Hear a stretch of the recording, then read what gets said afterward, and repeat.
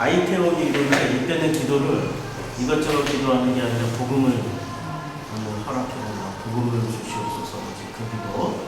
그 기도 한 다음에 성경을 공독하고 설교하고 끝날 때 축도로 끝냅니다. 그래서 반주자가 있으면 찬송을 더 많이 하거든요. 반주자가 없는 찬송합니다. 짧게 합니다.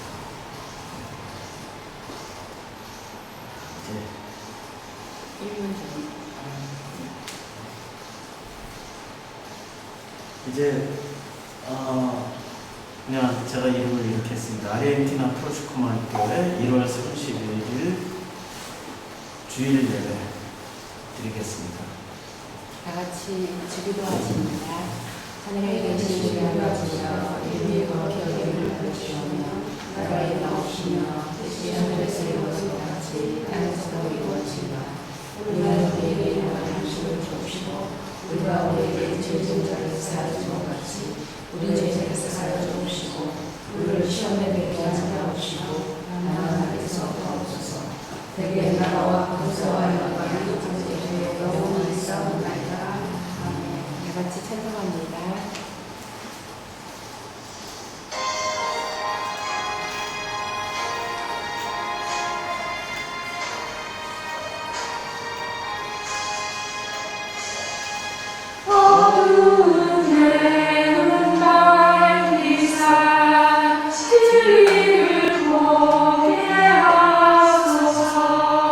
진리의 열쇠 내게 주사 참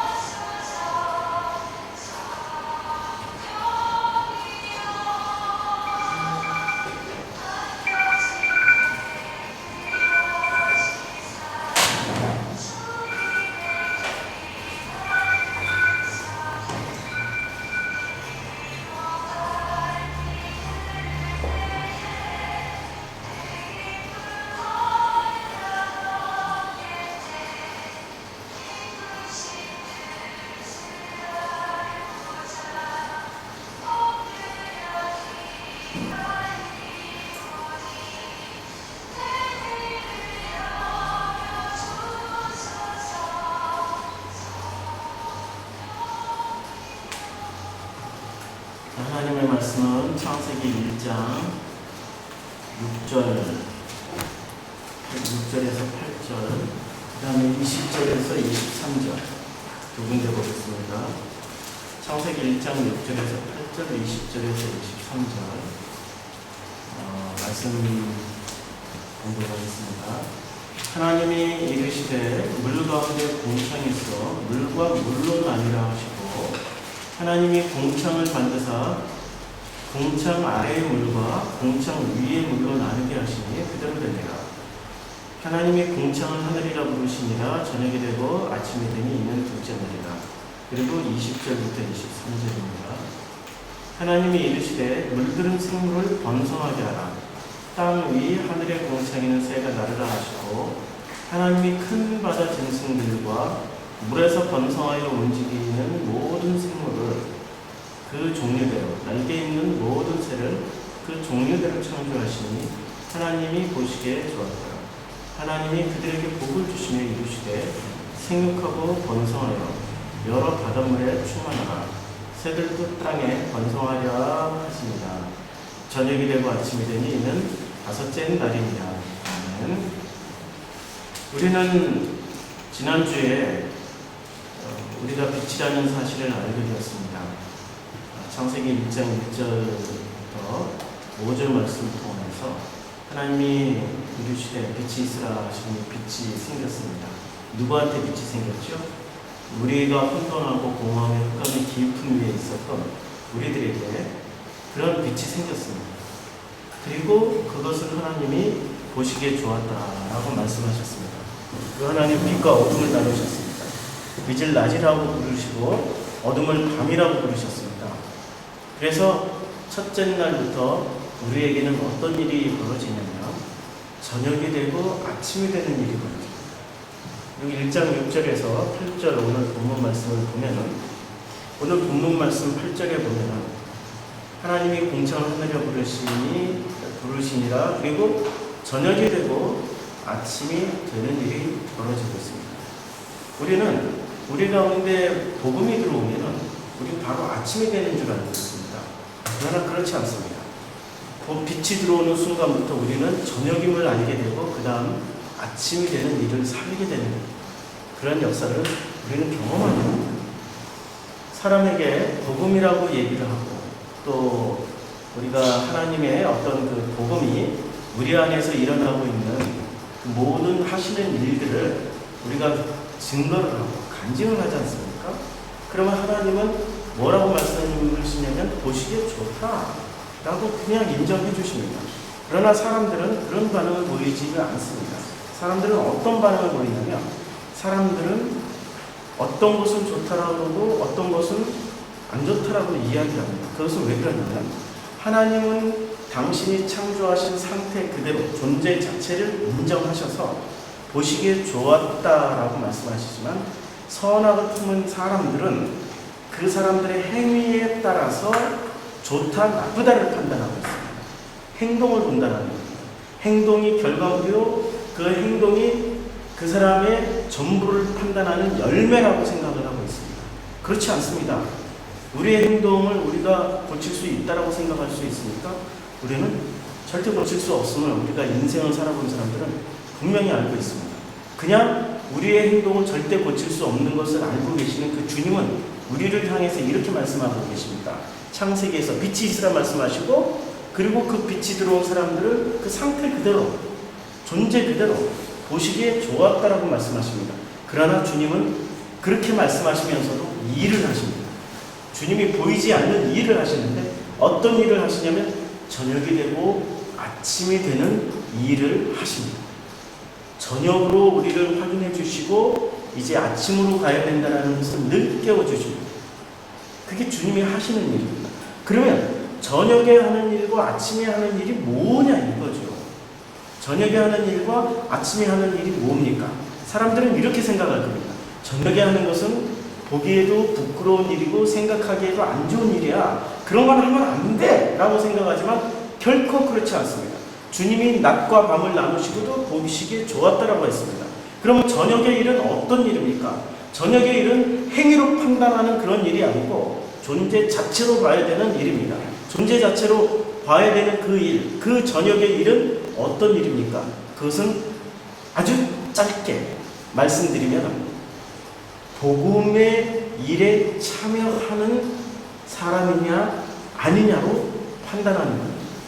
주님은 오직 저녁과 낮에 복음에 참여하느냐 아니냐로 판단하시는 겁니다. 유다가 예수님을 팔 생각을 했습니다. 예수님을 팔 생각을 하고 예수가 이렇게 떡을 떼어서 유다의 손에 이렇게 쥐어줬습니다. 이 떡을 받는 자는 나를 팔 자가. 유다가 그걸 받았습니다. 받고 가만히 있었을 때 주님이 또 한 말씀 더 하셨습니다. 어서 네가 생각한 대로 행해라. 그럴 때 유다가 나갔습니다. 그때 밤이었습니다. 그리고 유다가 그 밤에 나와서 그 일을 행했습니다. 그것은 무슨 일입니까? 우리는 포인트를 어디다 맞추냐면 선악이 중심이 된 사람들이기 때문에 유다의 배신 행위에 포인트를 맞추고 있습니다. 배신자. 우리는 그 배신자에 대해서 분노를 하고 있습니다. 선악으로 판단하고 있는 거죠.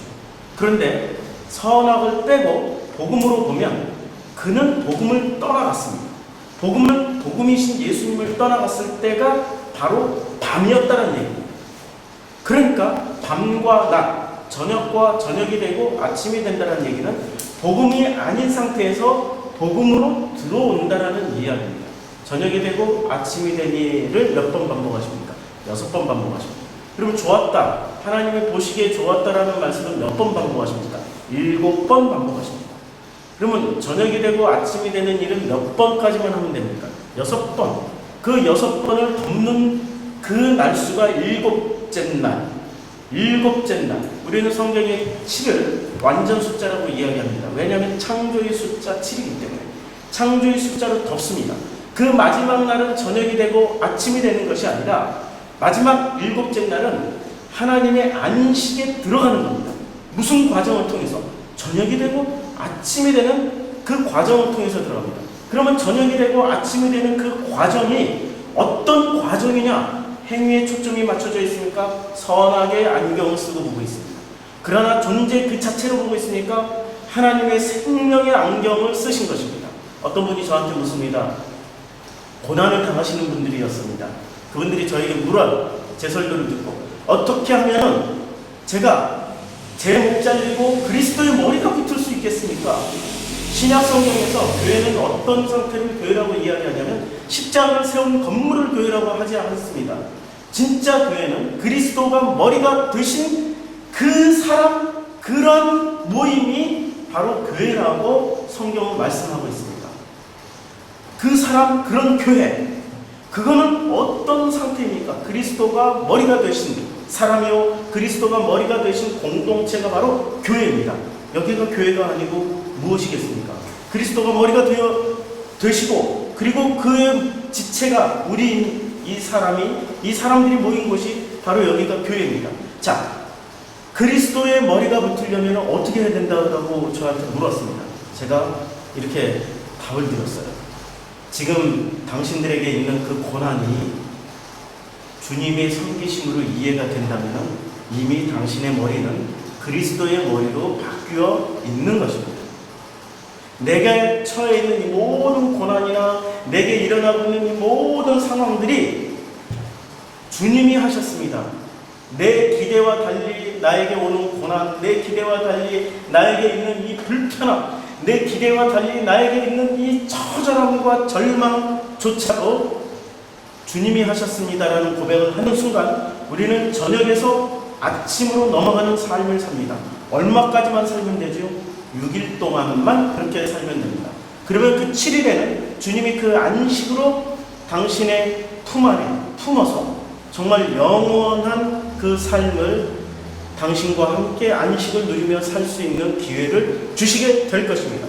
저녁이 되어서 아침이 되는 삶을 살아가는 것이 첫째 날 빛이 있으라는 그 말씀을 들은 사람들은 저녁이 되고 아침이 되는 것을 확인합니다. 저녁이 되고 아침이 되는 것을 확인하는 사람들은 또 어떤 사람들입니까? 저녁임을 확인해야 되는 겁니다. 저녁임을, 내가 밤이었구나, 내가 저녁이었구나. 그럼 우리는 내가 밤이었구나, 저녁이었구나를 어떻게 확인하려고 들죠? 우리는 선악이라는 안경을 쓰고 있습니다. 선악이라는 어떤 행실에 초점을 맞춰서 내가 이거 정말 이런 잘못을 했구나. 아, 내가 이런 진짜 못쓸 짓을 했구나. 내가 저런 나쁜 행위를 했구나. 그런 것을 먼저 보라는 이야기가 아닙니다. 내가 주님을 떠나 있었구나. 내가 예수 그리스도를 모르고 있었구나. 내 안에 복음이 없었구나. 이거부터 보라는 말씀입니다. 그런데 사람들은 습성상 선악을 품은 존재이기 때문에 항상 자기 자신도 선악으로 판단합니다. 선악으로 판단하다 보면 반드시 좌절하게 됩니다. 나는 이거밖에 안 되는 인간이야? 나는 이 정도밖에 안 돼? 왜 나는 노력해도 왜 이렇게 선한 행동이 내 마음속에서, 아니 내 행동에서는 이렇게 나오지 않지? 반드시 넘어집니다. 그러나 주님은 이렇게 말씀하십니다. 그 저녁은 너의 행실이 아니라 그 저녁은 하나님으로부터 끊어져 있는 거야. 예수 그리스도를 모르고 있는 거야. 빛이 무엇인지를 알지도 못하는 거야. 너희 안에 빛이 안 들어가 있는 거야. 그게 바로 저녁이야. 그래서 주님은 에베소서 5장에서 이렇게 말씀하고 있습니다. 너희는 이제 빛이 자녀이니 어둠의 일에 참여하지 마라. 너희는 이제 죽은 자들 가운데서 잠자는 자처럼 누워있지 마라. 죽은 자, 전부 죽은 자들입니다. 그러나 빛이 들어간 사람들은 잠자는 자입니다. 죽은 자와 잠자는 자는 무슨 차이가 있습니까? 똑같은 어둠 속에 누워있다 하더라도 죽은 자는 죽었습니다. 반응을 안 합니다. 살은 사람은 빛이 있으라는 그 말씀을 듣고 그 사람은 살아서 움직이기 시작합니다. 그리고 그 장소에 빛이 들어갔습니다. 누구는 죽어 있었고 누구는 죽은 자들 가운데 누워 있었습니다. 그러나 일어나서 보니까 죽은 자들 가운데 누워있는 자기 자신을 알게 되고 소스라치게 놀라면서 일어나서 그 자리를 떠납니다. 그리고 에베소서에 이렇게 말씀하십니다. 너희는 빛이니 빛의 자녀답게 빛의 일에 참여하라고 말씀하고 있습니다. 빛의 일에 참여하라고 주님은 말씀하십니다. 무슨 일입니까? 저녁이 되고 아침이 됩니다. 어떤 사람들에게 저녁이 되고 아침이 되는 역사가 시작됩니까? 빛이 들어온 그 사람들, 저녁이 되고 아침이 되는 그 일이 시작됩니다. 그리고 이것이 첫째 날입니다. 그럼 둘째 날은 이걸 지우겠습니다. 둘째 날은 어떤 일이 벌어집니까? 둘째 날 1장 8절부터 한 1장 6절부터 8절까지 둘째 날의 사역이 시작되는데 1장 8절부터 하나씩 읽어가게 하나님이 궁창을 1장 6절부터 8절 하나님이 이르시되 물 가운데 궁창이 있어 물과 물로 나뉘라고 했습니다. 자, 이제 그림을 제가 그려보겠습니다. 요 이름을 궁창이라고 합니다. 궁창이 있고 그 다음에 이 궁창 물 가운데 궁창이 있어 물과 물로 나뉘었습니다. 여기는 물, 여기도 물, 이렇게 물이 나뉘어져 있습니다. 궁창이 쫙 들어와서 물을 나눠버렸습니다. 원래 이 물은 하나의 물이었습니다. 제가 그림을 다시 그릴게요. 도움을 위해서 그림을 다시 그리겠습니다. 굉장히 중요한 말씀입니다. 이게 지금 전체가 물입니다. 그런데 이 물에 궁창이 쫙 들어왔습니다. 이걸 궁창이라고 합니다. 주님이 하나님이 이르시되 물 가운데 궁창이 있어라 말씀하셨습니다. 물과 물로 나뉘었습니다. 그러면 위에 있는 물은 무슨 물입니까? 간단하게 위에 있는 물이라고 해서 윗물, 아래에 있는 물은 아랫물 이렇게 나뉘었습니다. 그러면 나누기 전에는 이 물은 같은 물이었습니다. 물이라는 것은 서로 흐르고 섞이는 게 물입니다. 물은 서로 섞여 있는 겁니다. 물 위에다가 맑은 물에다가 검은 잉크를 한 방울 넣으면 쫙 퍼져서 물 전체를 섞여버립니다. 물의 속성은 섞이는 겁니다. 같은 물이었습니다. 같은 물이었다는 것을 꼭 기억해 주시기 바랍니다. 저녁이 되고 아침이 되니 이 말씀도 같은 맥락입니다. 저녁이나 아침이나 같다는 거죠. 같은 물이었습니다. 그러나 주님은 궁창으로 물을 나누었습니다. 무엇을 하시기 위해서 이렇게 나누었지요? 설명해 주시기 위해서.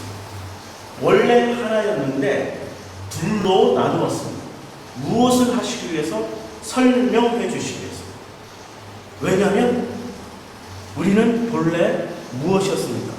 땅이 혼돈하며 공허하며 흑암이 깊은 곳에 있었던 우리들이었기 때문에 우리들의 상태에 맞춰서 맞춤식 눈높이 교육을 위해서 윗물, 아랫물로 나누었습니다. 7절 하나님이 궁창을 만드사 궁창 아래의 물과 궁창 위의 물로 나누게 하시니 그대로 됐습니다. 같은 물이었지만 이제 나누어진 겁니다. 물의 이름이 달라졌습니다.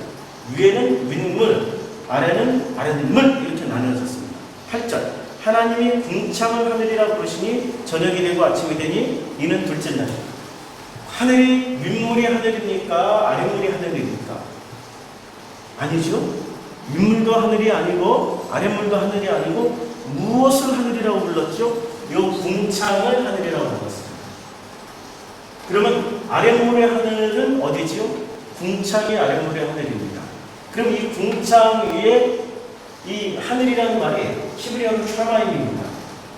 샤마임인데 이 샤마임은 사전에 보더라도 이렇게 해석을 해주고 있습니다. 쌍수. 히브리어에서 이 하늘이라는 뜻은 하늘이란 말은 이 샤마임이 하늘이에요. 히브리어로. 그러면 이 하늘이라는 말은 쌍수입니다. 쌍수는 우리말에는 없습니다. 단수, 복수는 있어도 쌍수라는 말은 없습니다. 단수는 하나, 복수는 2개 이상 여러 개. 그런데 쌍수는 오직 짝이라는 뜻입니다. 하나, 둘, 딱 2개 있습니다. 남자, 여자, 쌍수입니다. 같은 인간이지만 인간 안에 남자, 여자, 쌍수입니다.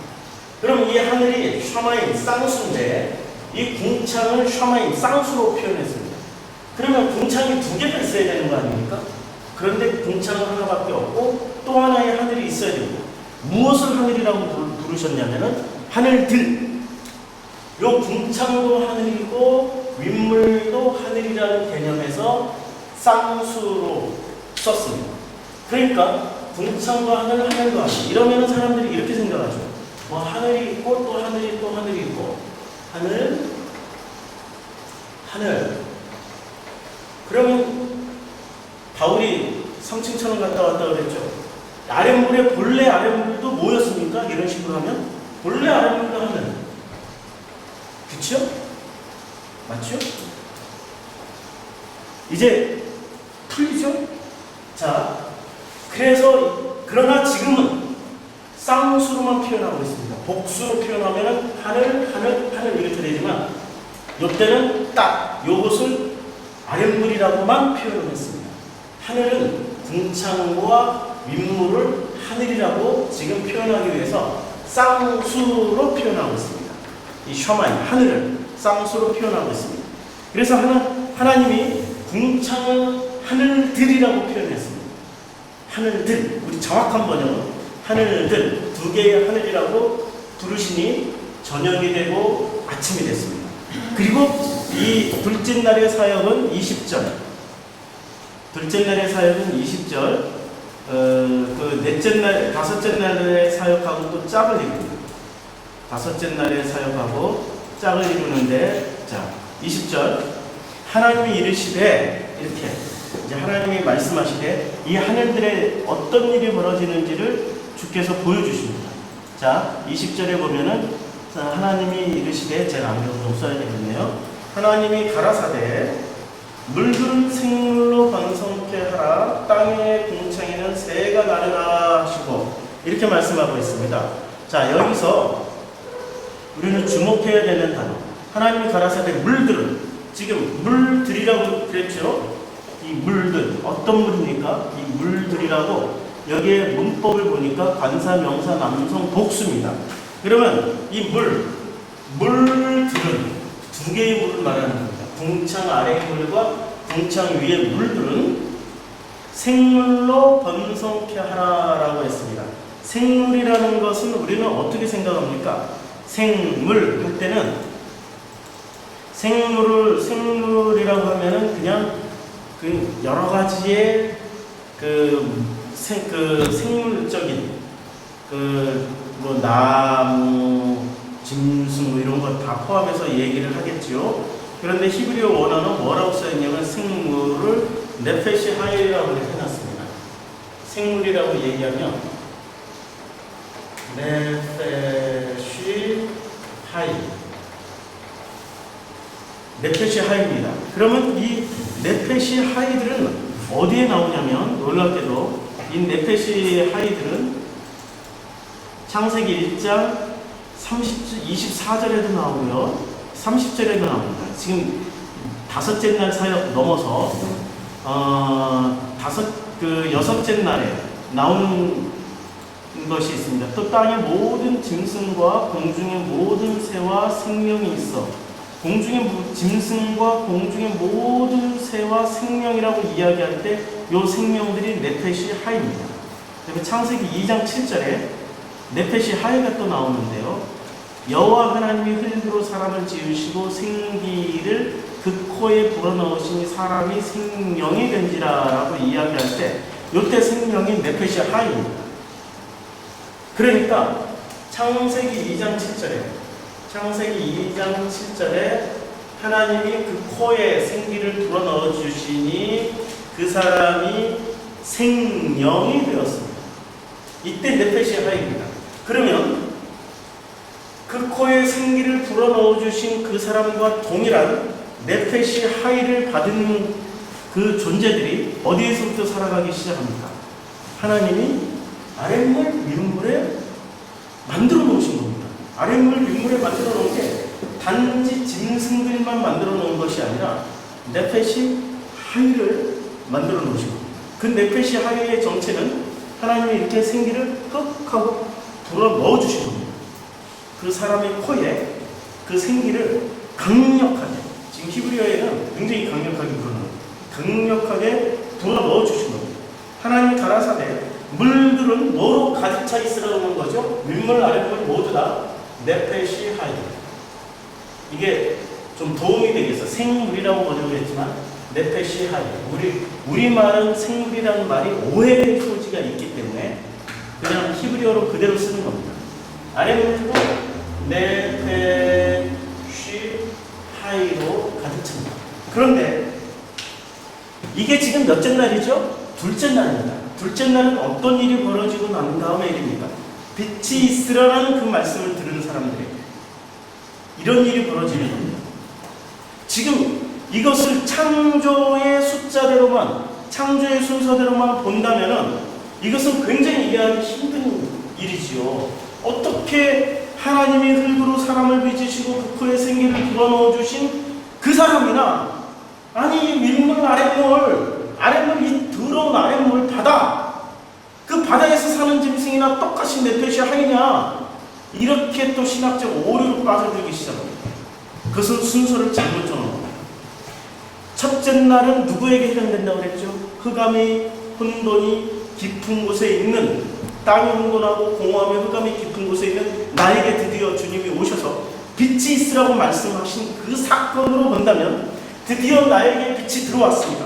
빛이 들어오는 것이 첫째 날이고, 그리고 빛과 어둠을 나누셨습니다. 빛과 어둠을 나누셨습니다. 그치요? 그런데 그 빛과 어둠 속에 살아가는 그 모든 생물들을 보니까 세상에 네페시 하이입니다. 내가 바로 그런 존재였다는 것을 말씀해 주시고 계신 겁니다. 나는 그렇게 소중한 존재입니다. 나는 그렇게 어둠 속에서 빛이 들어오기 전까지는 그 어둠 속에서, 그 캄캄한 속에서 절망과 공허함과 죽고 싶은 마음이 내 속에 교차됐던 그런 존재라고 생각했었는데 네페시 하이였습니다. 너무나도 소중한 존재가 됩니다. 하나님이 가라사대 물들은 생물로 번성케 하라. 그리고 땅 위 하늘의 궁창에는 새가 나르라. 지금 새가 나르는데 새는 어디서 나르는 거죠? 이제 여기 아랫물에 뭐가 있습니까? 땅이 있습니다. 아랫물에는 땅이 있어요. 그 땅이 있고 그 땅 위에 지금 궁창에는 뭐가 나르라고 그랬습니까? 궁창 위에요? 궁창 아래에요? 궁창 요 아래에는 새가 나르라. 새가 나르라고 그랬습니다. 자, 네페시 하이가 있고 네페시 하이가 분명히 있습니다. 그런데 그 네페시 하이가 뭔지는 몰라요. 그냥 생물 이렇게 번역을 해놨어요. 이게 네페시 하이들이 많이 살고 있습니다. 그런데 그 사이에 새가 나르고 있습니다. 새가 하니까 새가 이름은 새. 이 새가 나르고 있습니다. 이게 이제 20절입니다. 자, 21절. 21절을 보면 하나님이 큰 물고기와 물에서 번성하여 움직이는 모든 생물이라고 했던 것도 이것도 네페시 하입니다. 그리고 그 종류대로 그 하나님 큰 물고기는 지난번에 제가 한번 말씀드렸죠. 큰 물고기는 탄닌입니다. 탄닌은 뭐라고 말씀드렸죠? 탄닌은 육상의 괴물, 바람에 들깨, 용, 바다 괴물. 여기에 있어야 되는 짐승들을 한번 써보겠습니다. 이 아랫물에 하나님이 큰 물고기와 물에서 번성하여 큰 물고기. 자, 큰 물고기가 있습니다. 그 다음에 두 번째는 그 물에서 번성하여 움직이는 모든 생물. 물에서 번성해서 움직이는 모든 생물이 있습니다. 그 다음에 또 뭐가 있습니까? 모든 생물, 그리고 날개 있는 모든 새를, 이게 지금 날개 있는 모든 새를 그 종류대로 창조하시니 하나님 보시기에 좋았더라. 이렇게 말씀하십니다. 자, 여기서 하나씩 찾아가 보겠습니다. 큰 물고기는 정체가 뭐죠?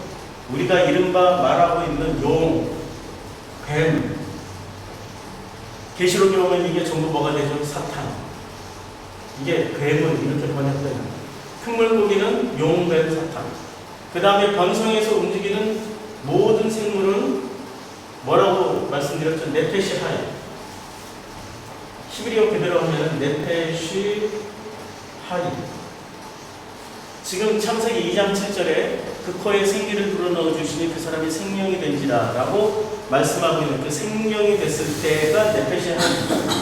네페시 하이들이 또 움직이고 있습니다. 아니, 지금 이 큰 물고기가 있고 네페시 하이들이 같이 섞여서 살고 있습니다. 이게 지금 아랫물의 상황이에요. 아랫물의 상황이고, 그 다음에 물에서 번성 새를, 그 종류들, 새가 날개 있는 새라고 그랬습니다. 이 새는 깃털이고, 그리고 이 날개가 있는 새라고 말씀하셨습니다. 예루살렘 성전을 우리는 여러 가지로 표현하고 있죠. 그렇죠? 예루살렘 성전에는 그 옛날에 무엇이 그려져 있는 줄 아십니까? 수선화가 그려져 있습니다. 꽃이 그려져 있었어요. 우리는 장식이 없다라고 생각하는데, 왜냐하면 이슬람이 영향을 받아서 이슬람 유일신이기 때문에 유일신 신앙을 가진 이슬람은 그림을 안 그려요. 형상 있는 그림을 안 그리고 그 대신에 문양을 갖습니다. 문양, 여러 가지 격자 문양, 아름다움, 이런 그 바람무늬, 천자무늬. 그래서 이슬람 건물들의 특징은 문양이 발달되어 있습니다. 그러나 유대교나 기독교는 이슬람과 다르게 문양 대신에 그림이 많이 발달됐습니다. 그 그림 중에 꽃그림이 있습니다. 그러면은 예루살렘 성전을 말할 때는 꽃이라고도 말할 수 있습니다. 드레피는 저 꽃 한 송이를 비유할 때 주님은 누구랑 비유하신 거죠? 예루살렘 성전과 비교하시기 위해서 한 겁니다. 그러면 또 주님이 말씀하신 눈을 들어 뭐 산을 보라, 뭐 나의 도움은 어디서 올고, 그럴 때도 산이라는 지칭은 또 무엇을 말하는지 아십니까? 그 산은 바로 예루살렘 성전을 또 이야기합니다. 아니, 눈을 들어서 산에서 도움이 와요? 예루살렘 성전에서 도움이 온다는 말씀을 하기 위해서 눈을 들어 산을 보라고 말씀하고 있는 겁니다. 그리고 또 주님이 이런 비유도 하셨어요. 저 공중에 나는 새를 보라. 그렇죠? 그럼 공중에 나는 새는 그냥 공중에 나는 새일 수도 있고요. 또 무언가를 지칭하는 말씀일 수도 있습니다. 주님은 말씀하실 때 비유로 말씀하신다고 그랬죠. 그런 새는 무엇을 비유일까요? 성전. 자, 날개 있는 새라고 말하는 것은 거의 대부분 성전을 말씀하고 있습니다. 성전이 지금 어디에 나르고 있어요? 궁창에서 나르고 있죠. 그 궁창에서 나르고 있는 이 궁창은 무슨 모델이죠? 성전. 성전을 또 대표하고 있는 것이 무엇이었습니까? 휘장. 예수님이 십자가에서 돌아가실 때 무엇이 찢겨졌죠? 성전의 휘장이 찢겨졌죠. 성전이 휘장이 찢겨졌다는 것은 어떤 내용이냐면 윗물과 아랫물이 만났다는 거예요. 궁창이 없으니 궁창으로 인해서 나눴단 말이에요. 윗물과 아랫물이. 그러면 샤마임 하나가 없어지고 샤마임 이 위에 하늘이 하나의 하늘이 아래 땅하고 아랫물하고 합쳐서 본래의 물이 되는 거예요. 그리고 본래의 하늘이 되는 거예요. 그러니까 성경은 이렇게 아주 치밀하게 요철이 맞도록 다 하나로 설명하고 있습니다. 이 궁창의 십자가의 사건이 바로 십자가의 사건을 설명해 주시기 위해서 궁창이 필요했던 거고, 이 새가 날아야 되는 이유는 지금 성전이라는 것입니다. 그럼 이 성전으로 예수님이 오셨죠? 성전으로 오신 그분이 분명히 첫째 날 빛이 있으라 하며 그 빛이 들어오는 순간부터 지금 내 마음 안에는 무엇이 움직이고 계십니까? 성전이셨던 예수 그리스도의 사역이 시작되고 있습니다. 빛이 있으라는 그 말씀으로 빛과 어둠이 나뉘었고, 그리고 내가 저녁이 뭔지 아침이 무엇인지를 알게 되었습니다. 그 저녁과 아침의 기준을 주님이 오시기 전까지는, 빛이 있으라고 말씀하시기 전까지는 우리는 선악이라는 안경을 끼고 저녁은 나쁜 거야, 저녁에서 저녁에 하는 것은 부끄럽고 은밀하고 보기에도 참 냄새나는 그런 일이야. 그런데 아침은 너무 선하고 착하고 좋고 의로운 거야 라는 관점이 아니라 생명으로 덮인, 주님이 여기서 빛이 있으라고 말씀하실 때는 그 빛이 태양빛이었습니까? 달빛이었습니까? 별빛이었습니까? 그 어떤 빛도 아니었습니다. 오직 주님 당신의 영광의 빛이었습니다. 그 빛은 태양빛도 아니고 달빛도 아니고 별빛도 아닙니다. 이 지구를 밝혀줄 수 있는 그 어떤 빛도, 그 어떤 만들어진 빛이 아니라 당신 스스로의 그 영광의 빛이 들어왔습니다. 그 영광의 빛이 들어오자 우리는 관점이 바뀌기 시작합니다. 아, 저녁은 복음이 없는 거구나. 예수 그리스도가 없는 거구나. 하나님과 관계가 끊어진 거구나. 그게 저녁이었구나. 아침은 그분을 만나는 자리구나. 그 빛과 함께하고 예수 그리스도가 함께 내 안에 계신다라는 것, 내가 아버지 안에, 아버지가 내 안에 계신다라는 것을 확인하는 자리구나. 드디어 둘째 날이 됐습니다. 둘째 날은 딱 이것만 설명합니다.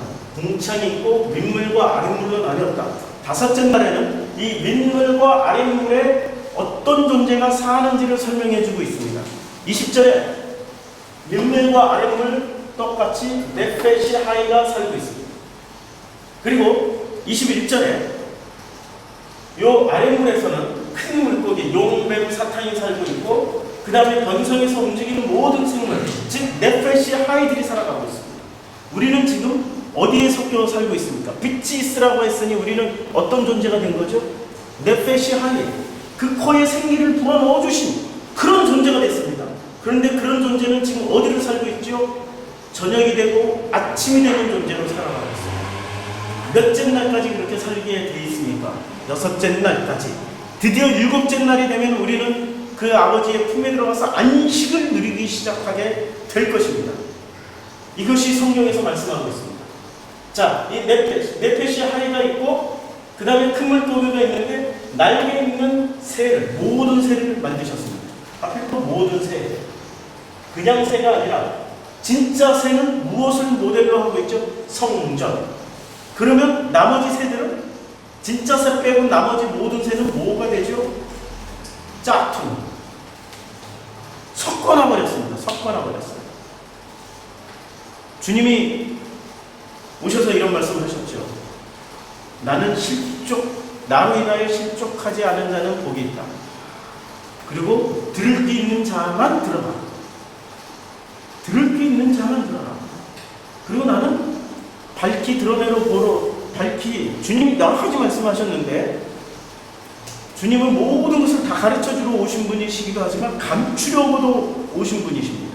감추어 놓고 못 보게 하시려고, 눈을 뜨게 하시려고도 오셨고 귀를 열어주려고도 오신 분이시지만 또 놀랍게도 실족해 하시고 들을 귀 있는 자에게만 들려주시기 위해서 오신 겁니다.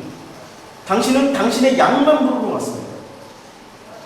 아무나 다 불렀는데 양들만 당신의 음성을 듣고 왔고, 당신의 양이 아닌 양들은 도둑이요, 강도요, 담 넘은 그 목소리만 듣고 따라갑니다. 당신의 양들은 희한하게 어떻게든 당신의 음성을 알아듣고 그분을 따라가기 시작합니다. 섞여 있다는 거예요. 지금 이 궁창 아래 전체는 다 섞여 있습니다. 근데 궁창 위에 윗물에는 뭐만 살아가죠? 네페시 하이들만 살아가고 있습니다. 그럼 우리는 첫째 날 빛이 있으라 빛을 받았습니다. 둘째 날 윗물 아랫물로 나눴습니다. 궁창에 의해서. 그러면 우리는 지금 아직까지는 어디에 살고 있죠? 아랫물. 그래서 저녁이 되고 아침이 되는 일이 반복되어집니다. 저녁이 되고 아침이 되는 그것에 대해서 아직도 뭐 불만이 있는 분 계세요? 아닙니다. 주님은 저녁이 되고 아침이 되는 이 모든 일들을 통해서 뭐라고 말씀하십니까? 보시기에 좋았다. 우리는 끊임없이 저녁으로 살고 아침으로 살아도 주님은 절대 나무라지 않습니다. 보시기에 좋았다. 얼마나 큰 소망의 말씀입니까? 얼마나 정말 이거보다 더 큰 복음이 어디 있습니까? 보시기에 좋았다. 내가 비록 큰 물고기들과 섞여 산다 하더라도 번성에서 움직이는 모든 생물인 네페시, 본래 이 윗물에서 살아가고 있었던 네페시 하이였음에도 불구하고 날개 있는 모든 새들과 함께 살아간다 하더라도, 내가 보고 있는 하늘은 날개 있는 모든 새들이 덮은 그 하늘일지라 하더라도 나의 본래 소속은 어디입니까? 윗물이었습니다. 그래서 주님은 우리를 향해서 끊임없이 말씀하고 계십니다. 아니, 이 전체를 향해서 이렇게 말씀하고 계십니다. 보시기에 좋았다. 이게 지금 둘째 날과 다섯째 날 사이에 일어나고 있는 일들입니다. 22절. 하나님이 그들에게 복을 주셨습니다. 하나님이 그들에게 복을 주시는데 이 복이라는 단어가 바라크입니다. 이 복이라는 단어가 복을 주시며 하는데 이 복이라는 단어가 바라크입니다. 그런데 이 바라크는 복이라고도 번역이 되지만 저주라고도 번역이 됩니다. 그리스도의 그 복음 안에 있을 때는 복이요, 예수 그리스도와 상관이 없는 다른 복음을 가지고 있으면 저주가 됩니다. 이 지금 복이라고 말씀하시는 그 순간에도 이 복은 이 두 가지로 해석이 되어져야 되는 단어입니다. 무조건 복이다 이렇게 해석하기에는 참으로 많은 뉘앙스를 가지고 있는 단어입니다. 하나님이 그들에게 복을 주어 가라사대 라고 말씀하실 때는 어떤 사람들이 복을 받습니까? 이렇게 다 섞여 있더라도 네페시 하이들은 복을 받기 시작합니다. 왜? 그들은 생명이 된 존재이기 때문에, 창세기 2장 7절에 생명이 된 존재이기 때문에 이때부터 무엇이 바뀌어 있지요? 빛이 들어왔고 그 빛으로 인해서 저녁이 되고 아침이 되는 일들을 살아가다 보니까 나라는 존재는 지워지고 오직 예수 그리스도로만 살아가야 되는 존재이구나 라는 것을 알아가는 그 사람들은 복이 됩니다. 그러나 똑같은 출발을 했고 똑같은 하나님이 보시기에 좋았더라 라는 그런 말씀을 들은 큰 물고기, 날개 있는 모든 새들은 어떻게 되냐면 복을 받을 수도 있고 저주를 받을 수도 있습니다. 그 생각을 잘 하셔야 돼요. 그래서 하나님이 그들에게 복을 주어 가라사대 생육하고 번성하라 라고 이렇게 말을 하는데, 생육하다라는 말이 무슨 얘기냐면 우리는 생육하면은 말이 어려워요. 한국말이. 생육이 뭐죠? 살아서 잘 자라라? 이런 말인가요? 아닙니다. 영어 성경에도 be fruitful 이렇게 얘기를 했던 것처럼 열매를 맺어라. 명령어로 되어 있습니다. 열매를 맺어라. 열매 맺어라입니다. 생육하라가 열매 맺어라. 이게 파라라는 단어인데 팔아 열매를 맺고 번성하여라 라바입니다. 이 번성하라는 말이 라바인데 번성하다, 증가하다, 풍성하다, 그 다음에 권위가 있다, 기르다, 확대하다, 능가하다, 대단하다, 충분하다, 위대하다, 뭐 엄청나게 많은 뜻을 가지고 있습니다. 더 많이 주다, 더 많이 주다. 그러니까 무슨 말이냐면은 열매로 인해서 계속 증가하는 겁니다. 끊임없이 열매를 맺어라. 끊임없이 열매를 맺어라. 열매 맺어라. 이렇게 생각하시면 됩니다. 생육하고 번성하라는 말은 끊임없이 열매를 맺어라. 이런 뜻입니다. 어떤 열매를 맺으라는 거죠? 똑같이 섞여 있는데 무슨 열매를 맺으라는 겁니까? 우리는 이것을 단순히 이 생물들, 그들에게 복을 주시며 모든 그들에게 복을 주셨어요. 그런데 어떤 거는 복이고 어떤 거는 저주를 받는다고 그랬죠. 우리는 여기서 또 오해를 할 수 있습니다. 선악이라는 안경을 끼고 복이라는 단어를 보게 되면은, 선악이라는 안경을 꼈을 때 복이라는 단어를 보면은, 그래 내가 열심히 행위를 하고 행실이 좋으면 복을 받을 거야.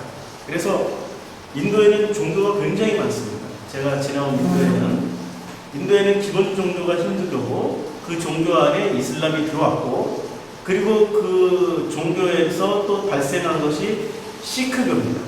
시크교는 인도의 카스트 제도를 없애기 위해서 힌두교의 교리와 이슬람의 교리를, 기독교의 교리의 일부를, 유대교의 교리를 받아들여가지고 좋은 장점만 따서, 그리고 거기다가 이 힌두교라는 카스트 제도의 불편, 정말 불합리한 것을 없애기 위해서 만들어진 종교가 시크교입니다.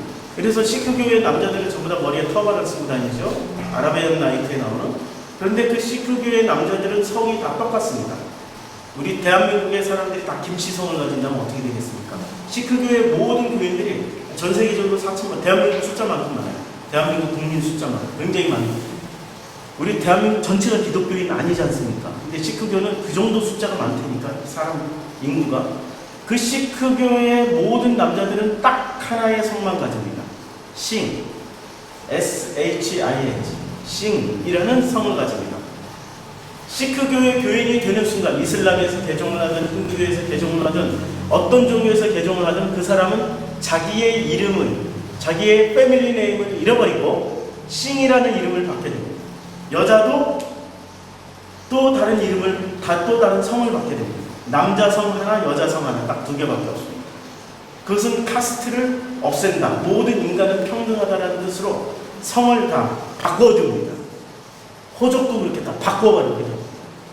대단한 거죠? 그러나 그 안에는 뭐가 없죠?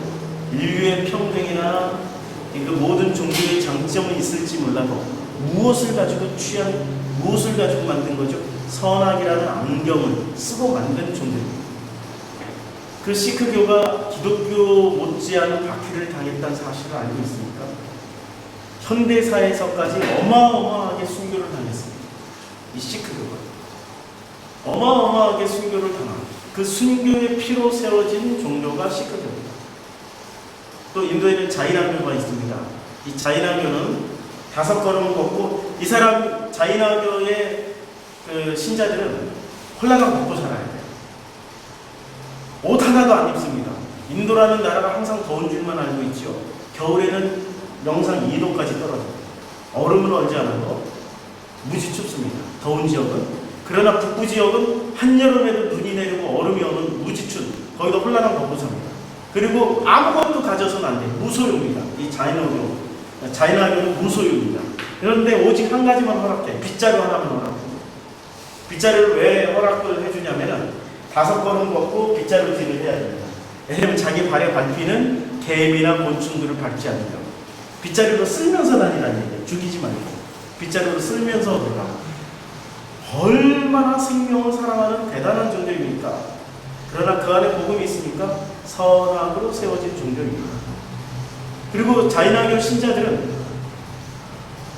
그 농사나 이런 그 어업의 이런 종사, 그러니까 물고기 잡고 사냥하고 이런 것을 못하게 돼 있습니다.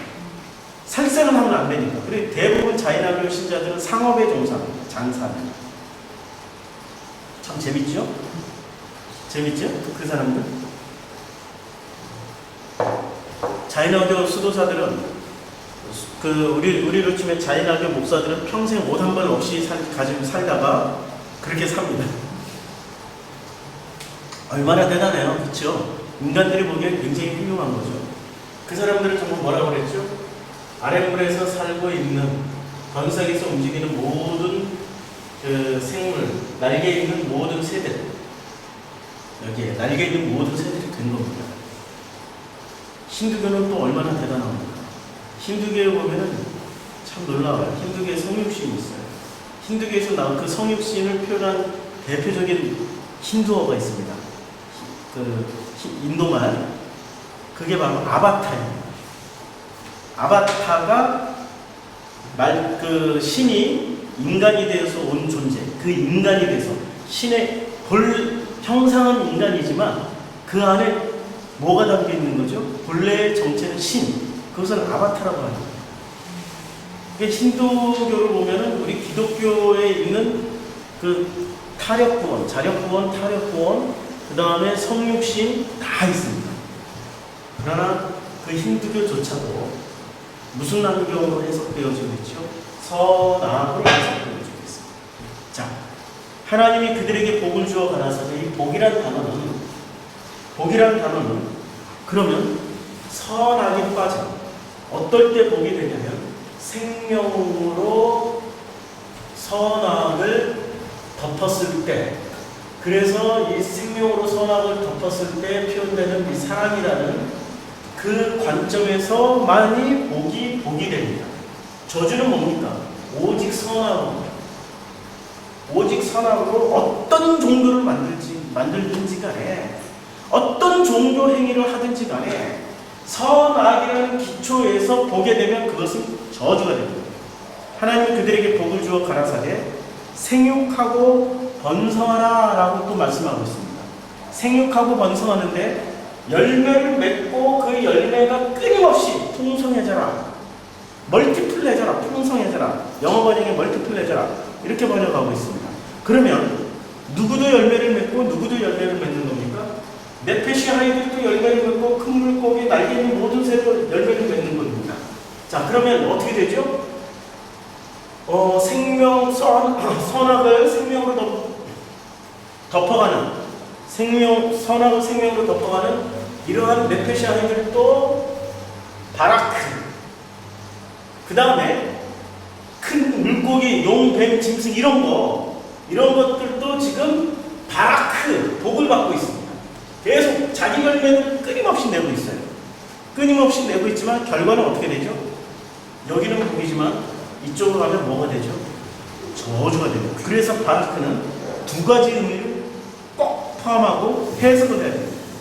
자, 복을 주어 가라사대 생육하고 번성하여 여러 바닷물에 충만하라. 여러 바닷물에 충만하라고 했습니다. 여러 바닷물, 이 아랫물에 여러 바닷물, 땅이 있고 바다가 있죠. 여러 바닷물에 충만하라. 새들도 땅에 번성하라. 새들도 땅에 번성하라고 했습니다. 이 땅에 번성하고 어디를 가리라고? 궁창을 가리라고. 이 말씀을 제대로 이해하려면 주님은 나로 인하여 실족하지 않는 자는 복이 있다. 들을 게 있는 자만 들을지어다. 감추이시다. 주님은 감추이시는 분이시기도 합니다. 그렇죠?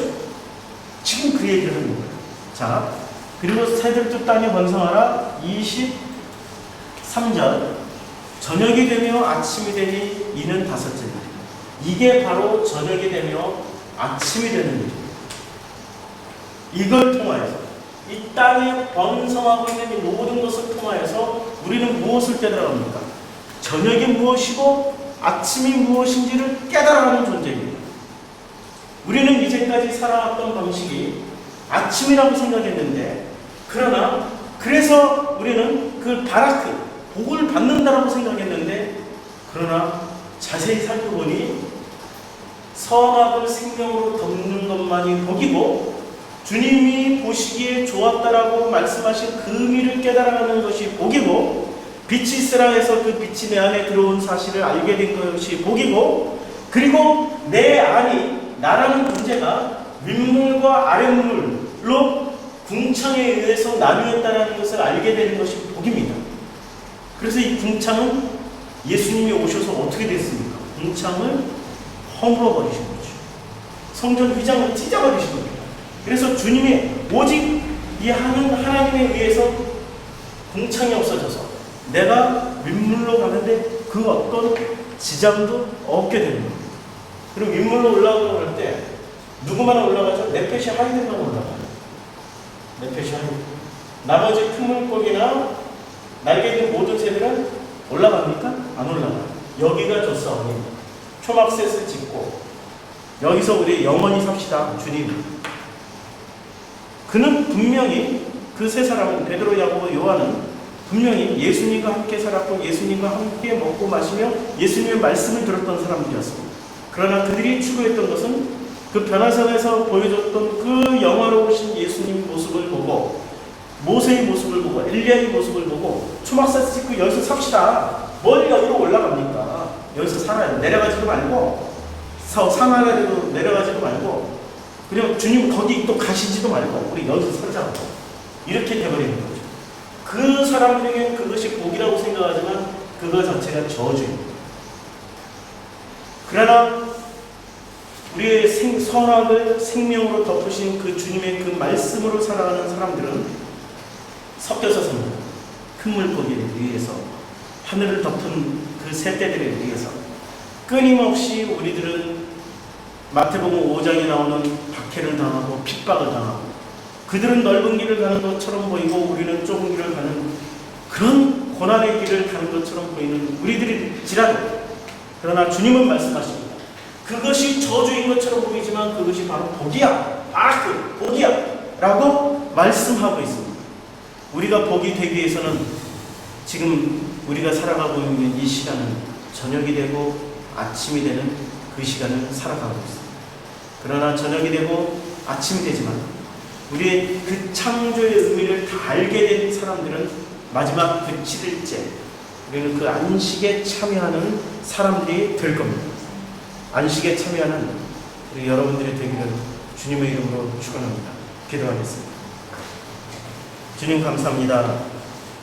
저녁이 되고 아침이 되는 이 역사 가운데서 주님은 이 궁창 위의 물과 아래 물을 통하여 우리들에게 하늘의 궁창과 이 땅의 궁창, 이 모든 것이 원래 하나의 물이었다는 것을 말씀해 주시고, 그리고 그 하늘의 궁창과 땅의 궁창에서 네페시들이 살았다는 것을, 네페시 하이들이 살았다는 것을 말씀해 주셨습니다.